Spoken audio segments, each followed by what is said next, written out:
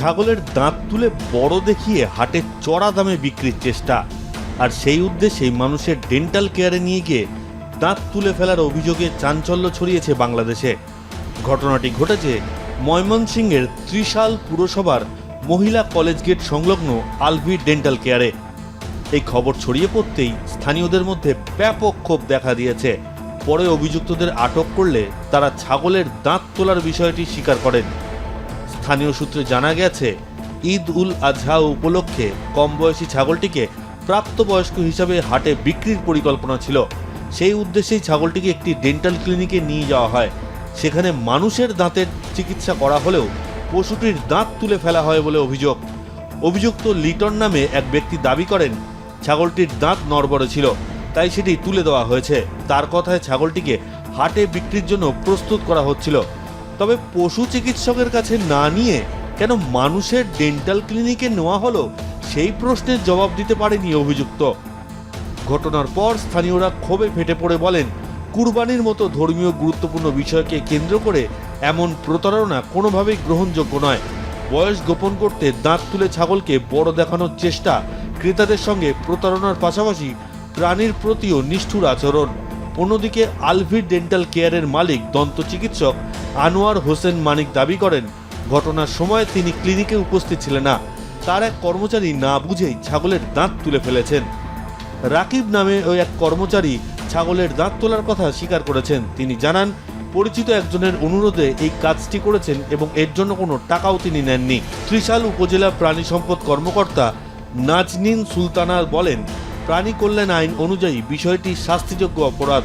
এ ধরনের অপরাধ করলে সর্বোচ্চ 6 মাসের কারাদণ্ড, 10,000 থেকে 2 লাখ টাকা পর্যন্ত জরিমানা বা উভয় দণ্ডের বিধান রয়েছে। ছাগলের বয়স মূলত তাদের সামনে নিচের পাটির 8টি দাঁত ইনসিসর দেখে অনুমান করা যায়। বয়সের সঙ্গে সঙ্গে ছাগলের দুধের দাঁত পড়ে গিয়ে স্থায়ী দাঁত উঠতে থাকে।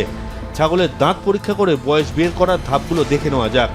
1 বছরের নিচে ছাগলের সামনে নিচের পাটিতে 8টি ছোট ও ধারালো দুধের দাঁত থাকবে, কোনো স্থায়ী দাঁত থাকবে না। 1 থেকে 1.5 বছর ছাগলের মাঝখানে দুধের দাঁত এক জোড়া পড়ে গিয়ে সেখানে 2টি বড় স্থায়ী দাঁত উঠবে।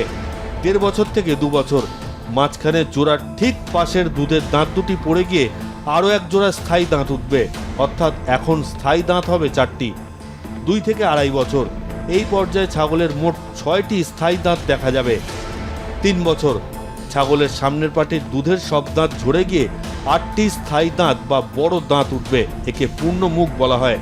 3 বছরের বেশি এই বয়সে দাঁত দেখে বয়স অনুমান করা বেশ কঠিন। তবে দাঁতের ক্ষয়, দাঁতের মাঝের ফাঁক এবং দাঁত নড়বড়ে হয়ে যাওয়া দেখে বয়স নির্ণয় করা যায়। বেশি বয়সে দাঁতগুলো লম্বা সরু হয়ে যায় এবং ফাঁকা হয়ে পড়ে। কুরবানির আগে ছাগলের দাঁত পরীক্ষা করা অপরিহার্য, কারণ এটি প্রাণীটির বয়স ও শারীরিক সুস্থতা নিশ্চিত করা সবচেয়ে নির্ভরযোগ্য মাধ্যম। বাংলাদেশের নিয়ম অনুযায়ী ছাগলের বয়স কমপক্ষে 1 বছর হতে হয়, যা দাঁত দেখেই সবচেয়ে সহজে যাচাই করা যায়। এছাড়া ত্রুটিহীন ও সুস্থ পশু নির্বাচন কুরবানির মৌলিক শর্ত। কেন দাঁত পরীক্ষা করা গুরুত্বপূর্ণ? বয়স যাচাই ও ধর্মীয় বৈধতা। ইসলামী বিধান অনুযায়ী কুরবানির জন্য ছাগলের বয়স কমপক্ষে 1 বছর পূর্ণ হতে হবে।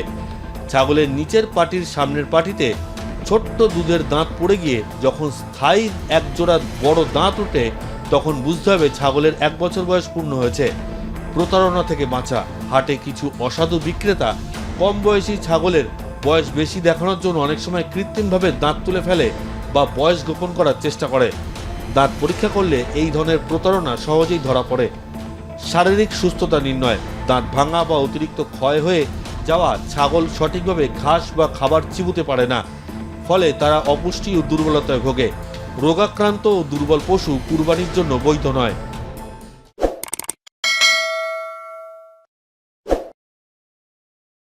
आज भाई सब ट्रोल में कॉकरोच जनता पार्टी एटीट्यूड डेंजरस।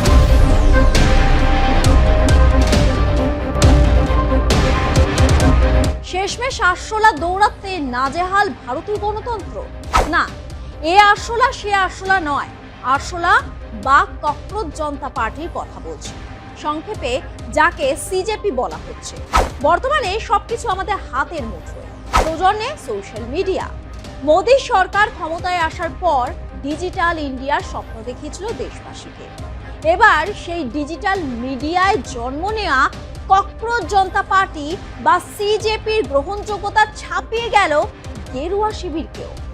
এক সপ্তাহ হয়নি সোশ্যাল মিডিয়ায় জন্ম হয়েছে ককরোচ জনতা পার্টি বা সিজেপি, কিন্তু এরই মধ্যে টক্কর দিয়েছে দেশের শাসক দল বিজেপিকে। কি এই দলের বৈশিষ্ট্য যা আকর্ষণীয় হয়ে উঠেছে দেশের তরুণ সম্প্রদায়ের কাছে? খাতায় কলমে রাজনৈতিক দল না হলেও রাজনৈতিক আন্দোলনে অন্তত সূচনা হলো দেশে। মূলত অনলাইন মাধ্যমে সীমাবদ্ধ হলেও ব্যঙ্গধর্মী ককরোচ জনতা পার্টি সাড়া ফেলে দিয়েছে। মাত্র 72 ঘন্টার মধ্যে 70,000 মানুষ তাদের সদস্য হয়েছে। আর এই আন্দোলনের নেপথ্যে রয়েছে 30 বছরের এক যুবক। গত 16ই মে ককরোচ জনতা পার্টি বা সিজেপি সূচনা করেন অভিজিৎ ডিপকে নামের এক যুবক। মাইক্রো ব্লগিং সাইট এক্সে একটি গুগল ফর্মে পোস্ট করেন তিনি। ককরোচ জনতা পার্টিতে যোগ দিতে আহ্বান জানান সকলকে। মাত্র কয়েক ঘন্টার মধ্যেই 5,000 জন নাম নথিভুক্ত করেন।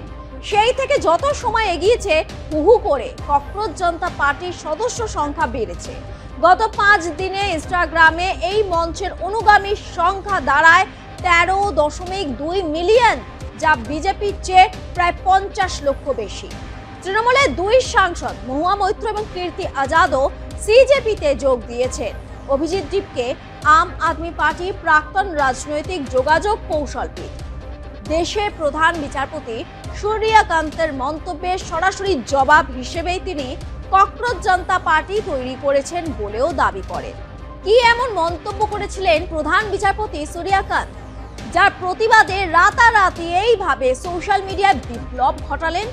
মে মাসের মাঝামাঝি সময়ে সুপ্রিম কোর্টে একটি মামলা শুনানির সময় প্রধান বিচারপতি মন্তব্য করেন যে হতাশাগ্রস্ত বেকার যুবকেরা কোনো উপায় না পেয়ে সাংবাদিকতা অথবা আইনকে পেশা হিসেবে বেছে নিচ্ছে।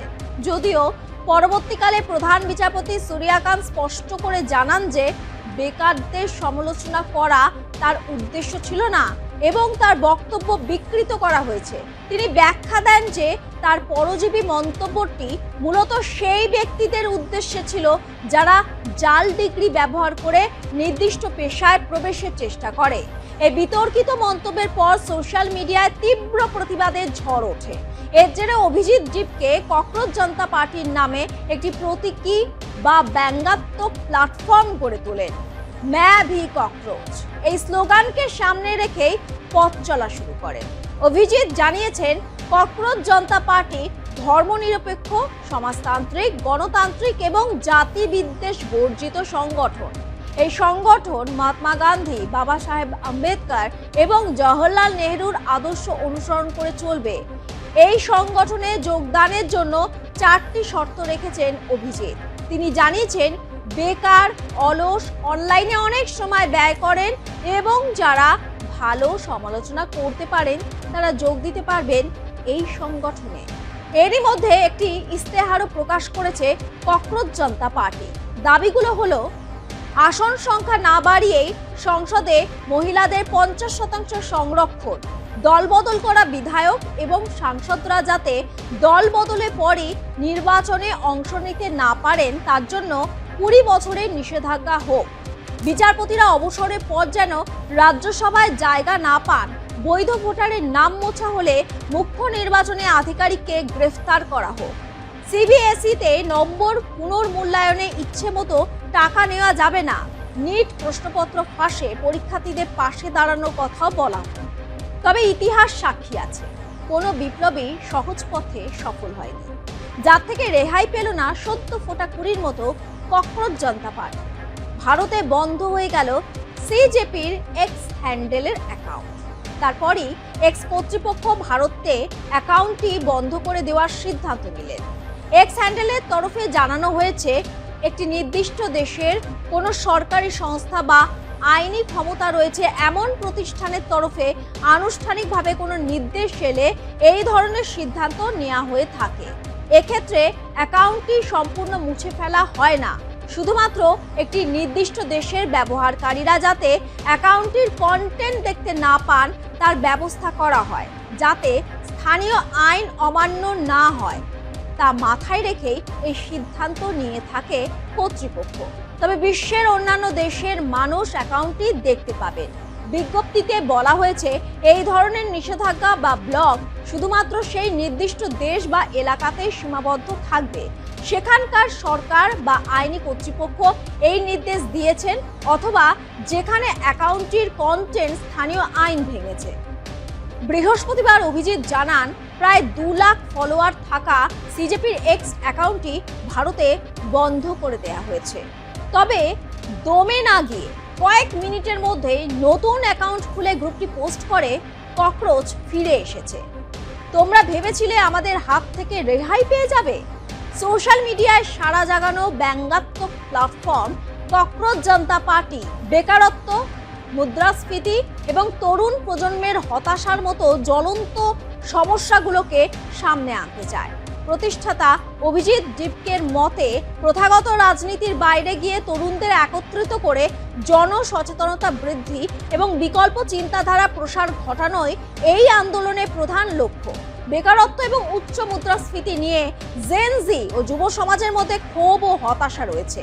তাদের এক ছাতার নিচে এনে তরুণদের সংগঠিত করা, সোশ্যাল মিডিয়া এবং ডিজিটাল প্ল্যাটফর্মের মাধ্যমে রাজনৈতিক ও সামাজিক বিষয় নিয়ে ব্যঙ্গাত্মক ও গঠনমূলক আলোচনার মাধ্যমে সচেতনতা তৈরি করা, প্রথাগত রাজনৈতিক দলগুলোর ব্যর্থতার বিকল্প হিসেবে তরুণদের কণ্ঠস্বর জোরালো করা।